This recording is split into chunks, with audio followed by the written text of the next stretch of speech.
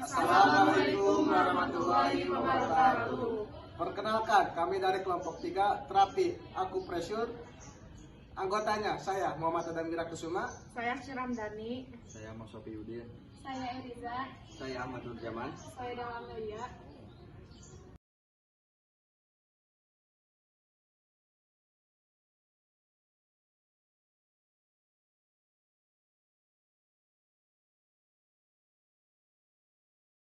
definisi terapi akupresur merupakan salah satu bentuk fisioterapi dengan memberikan pijatan dan simulasi pada titik-titik tertentu pada tubuh.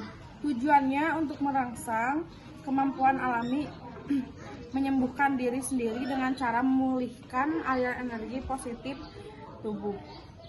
Selanjutnya ada klasifikasi akupresur. Yang pertama shiatsu. Secara harfiah kata shiatsu berarti jari, shi, dan tekanan atsu. Serangkaian penekanan menggunakan jari secara berirama ke seluruh bagian tubuh sepanjang meridian energi. Terapi ini juga termasuk peregangan dan tepukan.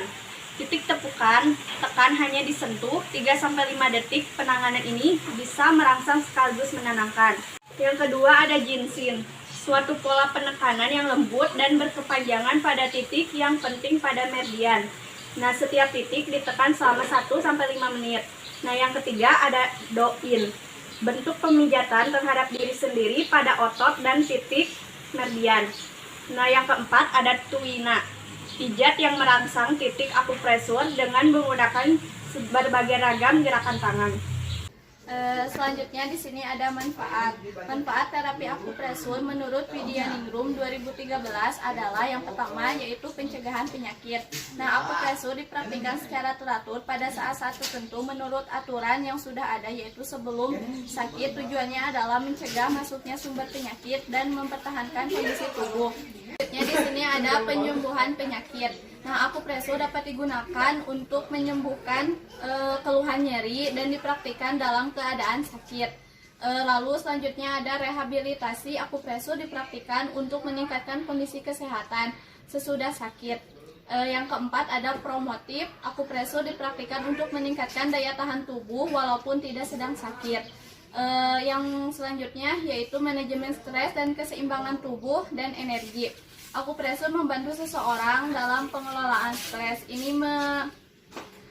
Ini menenangkan ketegangan saraf dan meningkatkan ketahanan stres individu karena langsung bekerja pada sistem saraf otonom. Akupresur meningkatkan relaksasi tubuh dan menciptakan pikiran yang positif.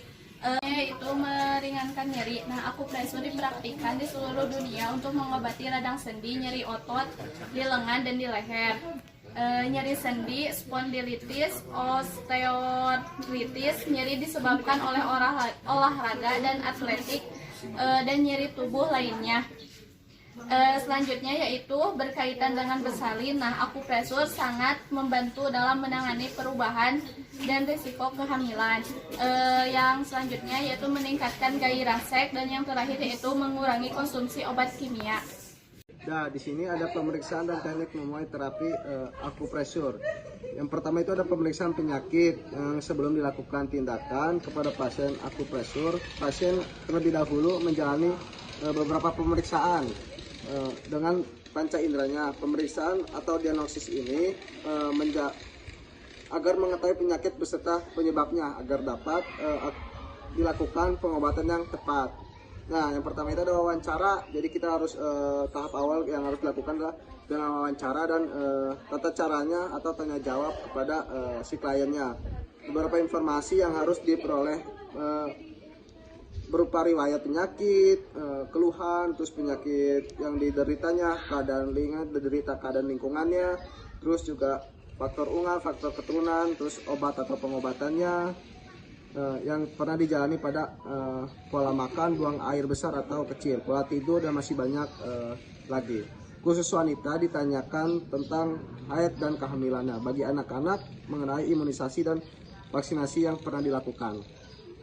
Terus ada pengamatannya. Nah, pengamatannya itu perlu diperhatikan adalah kondisi kasat mata dari keadaan tubuh pasien, sepermata dari keadaan tubuh pasiennya, seperti pembekakan luka, perubahan luka, perubahan warna kulit, rambut dan sebagainya. Terus juga ada perabaan ya. Perabaan itu dimana untuk mengetahui keadaan penyakit seperti ada tidaknya benjolan, keadaan suhu, warna permukaan kulit dalam perabaan ini dilakukan para pula sedikit guna mengetahui sakit tidaknya daerah keluhan. Nah, tujuannya itu untuk mengetahui letak dan kedalaman penyakit seperti lama atau baru saat yang itunya.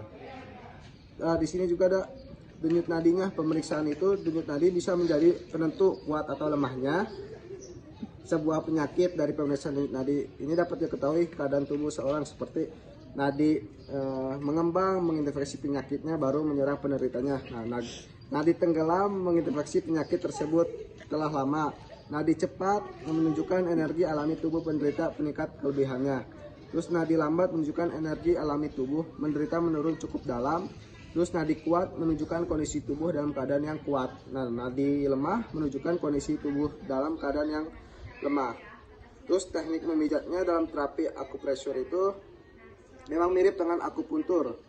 Hanya saja perbedaannya akupuntur menggunakan jarum sedangkan akupresur itu tidak.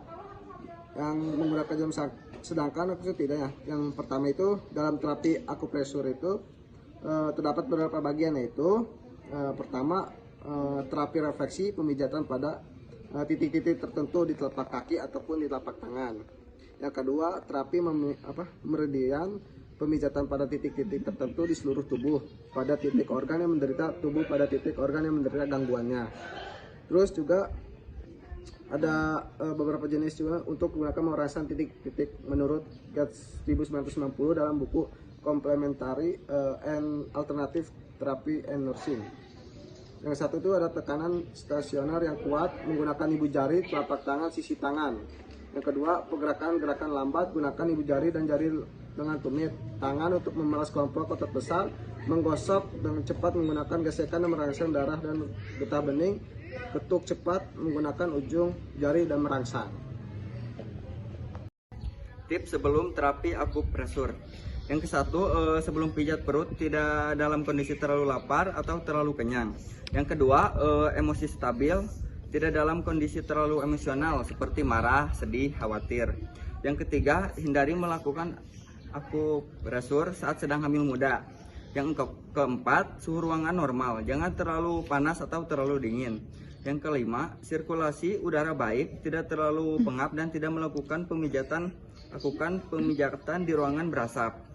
Yang keenam, terapi bias, dilakukan dalam posisi duduk atau berbaring asal dalam keadaan tenang. Assalamualaikum warahmatullahi wabarakatuh. Waalaikumsalam. Perkenalkan Pak, nama saya Pranowo Dadamira Kusuma. Apakah benar ini dengan Bapak Ahmad Nurjaman? Ya. Baik Bapak, di sini kan ingin melakukan terapi akupresur, yang dimana itu tujuannya membangun kembali sel-sel dalam tubuh yang melemah serta mampu membuat sistem pertahanan dan menggenerasikan si sel tubuh kembali. Nah, sebelum kita melakukan tindakan, kita jaga privasi klien. Terus kedua, kita membantu membukakan kedua itu kita mengatur posisi ke klien. Bapak, apakah Bapak ingin terbaring atau duduk? Duduk. Terus setelah kita atur posisinya, terus kita lakukan membuka baju si pasiennya. Bapak, mereka buka bajunya. Sekarang kita lakukan prakteknya, yang dimana itu kita periksa, kita pencet kalau ada keluhan sakit atau itu kita pijat, waktunya 3-5 detik. Baik, Bapak, apakah sakit nih? Sakit. Baik, kita pencet kita pijat 3-5 detik. Terus atur sini lagi 3-5 detik. Terus selanjutnya di bagian tangan kita pencet ini 3-5 detik, kita pijat. Terus di sini dengan kita pijat 3-5 detik. Bapak, mungkin segitu saja. Apakah setelah dilakukan terapi akupresur sudah membaik? Ya. Alhamdulillah. Mungkin itu saja ya Pak ya. Kalau apa terjadi atau gimana kita bisa temukan kembali lagi di tempat sini ya. Waktunya bisa Bapak atur kembali. Sekian, terima kasih. Wassalamualaikum. Mungkin itu saja dari penampilan dari kelompok kami. Assalamualaikum warahmatullahi wabarakatuh.